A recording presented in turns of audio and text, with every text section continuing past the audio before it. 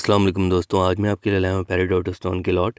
ये आपके सामने पाकिस्तान पेरिडोट की 130 कैरेट के लॉट है और 2 से 3 हज़ार रुपये पर कैरेट इसकी प्राइस है। आप इसको परचेज़ कर सकते हैं।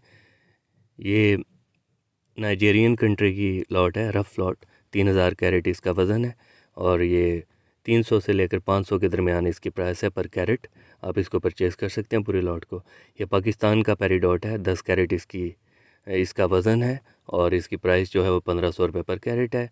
ये नाइजेरियन कंट्री के पेरिडोट हैं और 25 कैरेट इनका वज़न है 4 स्टोन्स का, और इसकी प्राइस जो है वो तकरीबन 1000 रुपये पर कैरेट है।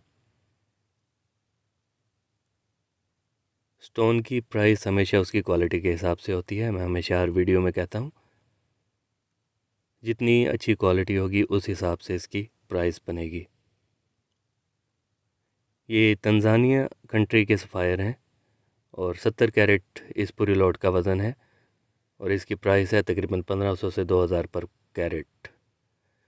तो उम्मीद करता हूँ मेरी आज की वीडियो आपको अच्छी लगी होगी। अगर वीडियो अच्छी लगी हो तो वीडियो को लाइक कीजिए, चैनल को सब्सक्राइब कीजिए। मिलते हैं इंशाल्लाह नेक्स्ट वीडियो में, तब तक के लिए अल्लाह हाफिज़।